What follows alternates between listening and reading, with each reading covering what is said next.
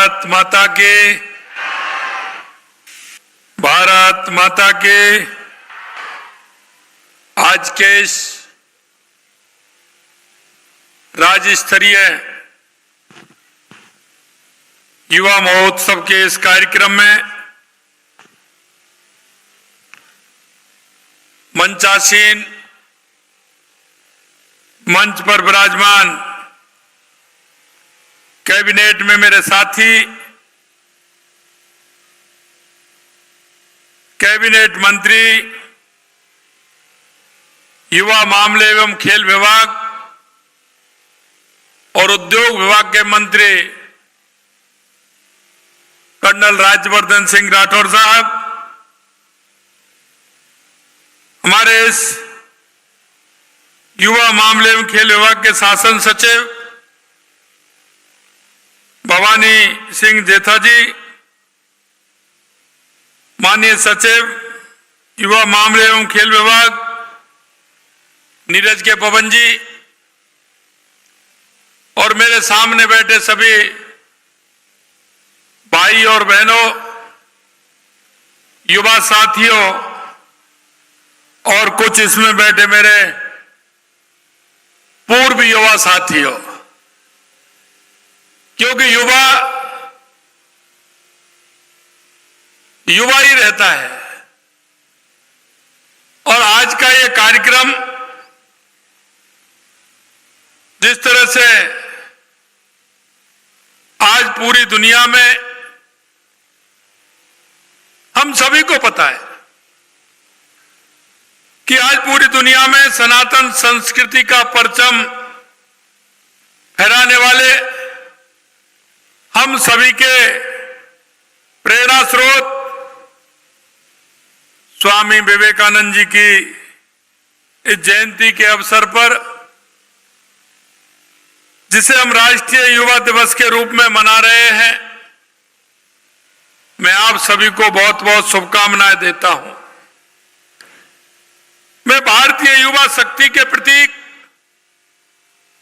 स्वामी विवेकानंद जी को उनकी जयंती पर नमन करते हुए आप सभी को इस पावन अवसर पर मैं इतना ही कहना चाहता हूं कि स्वामी जी ने जो एक संदेश दिया है, उस संदेश को हम युवा के धड़कन तक पहुंचाने का काम करें, युवा तक पहुंचाने का काम करें। स्वामी विवेकानंद जी ने हमेशा यही सिखाया है कि हमारे भीतर अद्वितीय शक्ति है। हम इधर उधर घूमते हैं, लेकिन जो हमारे अंदर की शक्ति है, उस शक्ति को हम नहीं पहचान पाते हैं। और हमारी जो क्षमता होती है, हम उस क्षमता को भी नहीं पहचान पाते हैं। इसलिए उन्होंने कहा था कि आप अपनी क्षमताओं को पहचानिए, आगे आइए। और उनका जो देवाक्य था, उठो जागो, तब तक मत रुको, तब हम लक्ष्य की प्राप्ति नहीं कर लेते। मेरे युवा साथियों, मैं आपसे इसलिए कहना चाहता हूं कि युवाओं को जो ये वाक्य है, इस वाक्य को आत्मसात करना चाहिए। अगर आपके जीवन में आपने आत्मसात किया, तो मैं आपसे कहना चाहता हूं कि जो आपके सपने हैं, उन सपनों के माध्यम से जो ऊंचाइयों को छूना चाहते हैं, निश्चित रूप से आप उन ऊंचाइयों को छुएंगे और राष्ट्र निर्माण में भी आपका बहुत बड़ा योगदान होगा। क्योंकि हम काम करते वक्त हमें ये देखना चाहिए कि हमारी परिश्रम की पराकाष्ठा हम कर पा रहे हैं या नहीं कर पा रहे हैं। और इसीलिए मैं कहता हूं, लोग कहते हैं, गांव में एक कहावत भी है और आपने भी उस कहावत को सुना होगा कि कर्ता के सामने करतार भी हार जाते हैं।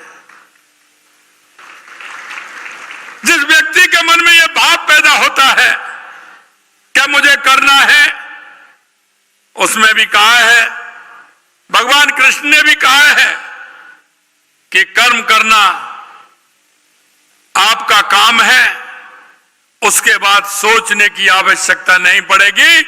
उस कर्म के आधार पर आपको जो मिलेगा जो आपने अपने सपनों में सोचा है। इसलिए ये राष्ट्रीय युवा महोत्सव की तर्ज पर हमने राज्य युवा महोत्सव आयोजित करने की घोषणा की थी। हमने ब्लॉक, जिला, संभाग स्तर पर भव्य युवा महोत्सवों के आयोजन के बाद राज्य स्तरीय युवा महोत्सव की कड़ी में आज का यह भव्य कार्यक्रम आयोजित किया जा रहा है। यह युवा महोत्सव विज्ञान, प्रौद्योगिकी एवं नवाचारों की थीम है पर आयोजित किए गए, जिनमें विभिन्न विज्ञान, संस्कृति, जीवन कौशल, युवा कला कौशल से जुड़ी प्रतियोगिताओं का आयोजन किया गया है। मैं आपको यह और कहना चाहता हूं, आपके मन में जो है, जो आप करना चाहते हैं, क्योंकि आदमी सपने तो देखता है, सपने देखने का अधिकार भी है, हक भी है, लेकिन मैं कहना चाहता हूं जो आप सपने देखते हैं वो सपने आपके ऐसे होने चाहिए, रात के सपने नहीं।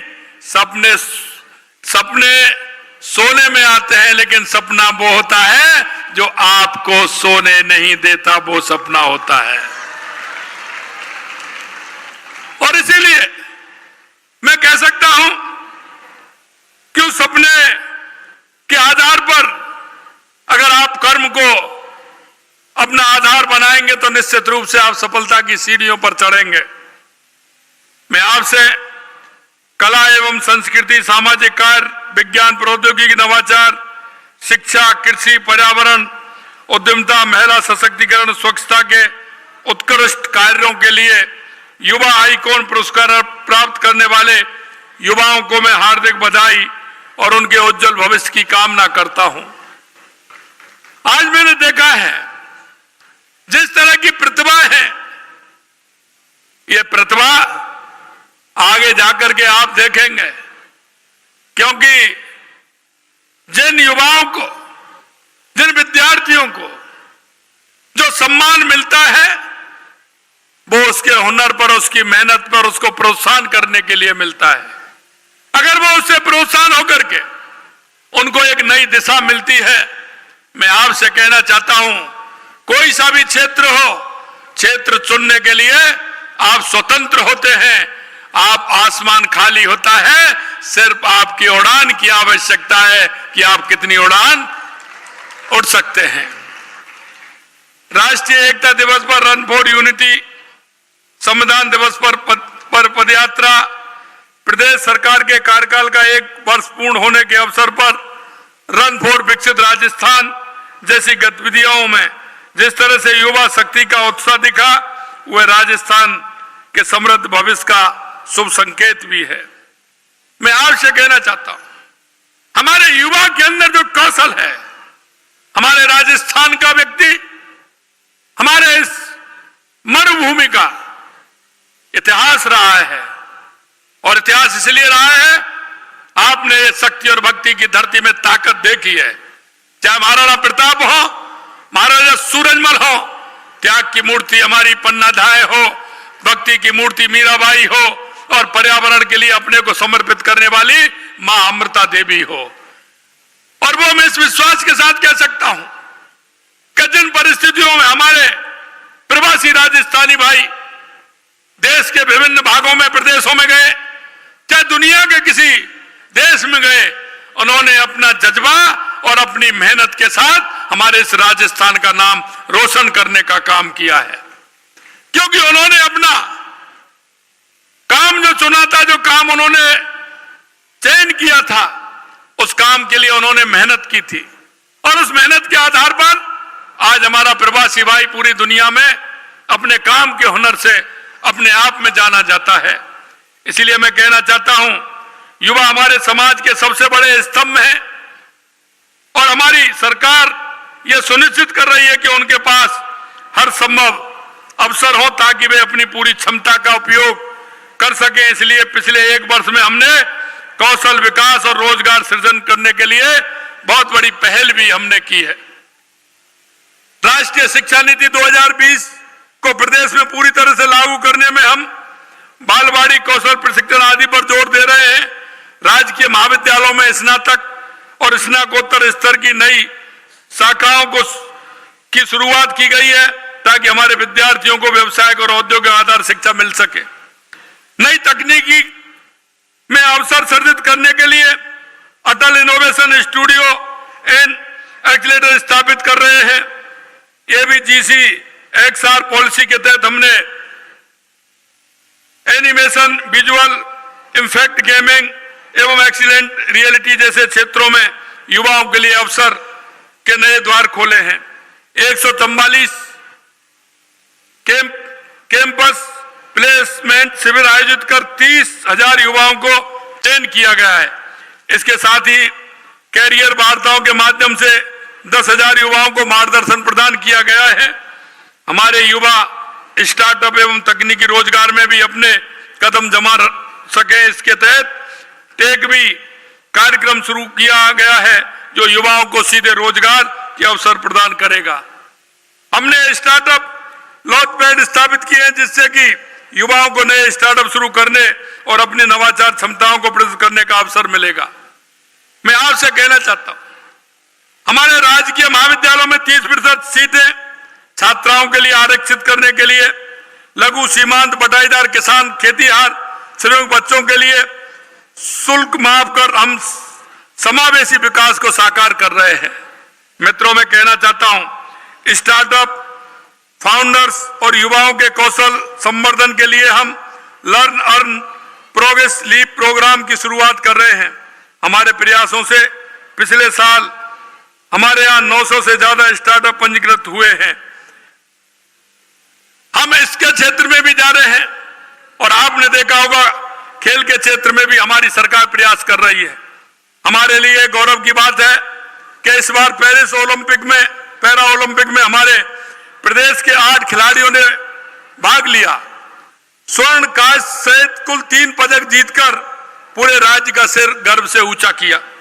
हमने पैरा ओलंपिक में मेडल जीतने वाले 3 खिलाड़ियों को 5 करोड़ रुपए के चेक प्रदान कर उनका सम्मान भी करने का काम हमारी सरकार ने किया है। मिशन ओलंपिक 2028 पर काम करते हुए हम प्रदेश के 50 सबसे प्रतिभाशाली खिलाड़ियों को ओलंपिक खेलों के लिए प्रशिक्षित करने के लिए विश्व स्तरीय ट्रेनिंग किट, कोचिंग और अन्य सुविधाएं प्रदान कर रहे हैं।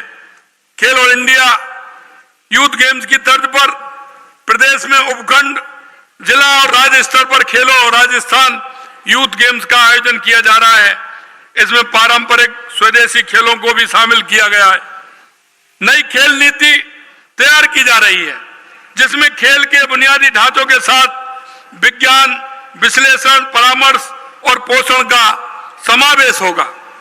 हमने 2026 में खेलो इंडिया राष्ट्रीय युवा खेलों की मेजबानी राजस्थान को देने के लिए केंद्र सरकार से अनुरोध भी किया है कि 2026 में खेलो इंडिया राष्ट्रीय युवा खेल की मेजबानी राजस्थान करे। प्रदेश के युवाओं को खेल में आगे लाने की, उनकी प्रतिभा को निखारने के लिए राज्य में राष्ट्रीय उत्कृष्टता एवं खेलो India state centre of excellence की स्थापना के लिए भी केंद्र सरकार से आग्रह किया है। जयपुर में राष्ट्रीय उत्कृष्टता केंद्र खोलने से स्थानीय एथलीटों को प्रोत्साहन मिलेगा, साथ ही राष्ट्रीय और अंतर्राष्ट्रीय स्तर के खिलाड़ी तैयार करने में भी मदद मिलेगी। खेलो India state centre of excellence आधुनिक खेल प्रशिक्षण सुविधा, विशेषज्ञ कोचिंग उपलब्ध कराने की उपयोगिता सिद्ध होगी। कोच और खेल विशेषज्ञ तैयार करने के लिए महाराणा प्रताप खेल विश्वविद्यालय की स्थापना की जाएगी। संभागीय स्तर पर खेलकूद महाविद्यालय, स्पोर्ट्स कॉलेज की स्थापना की जाएगी और हमने उसके लिए जगह भी चिन्हित की है।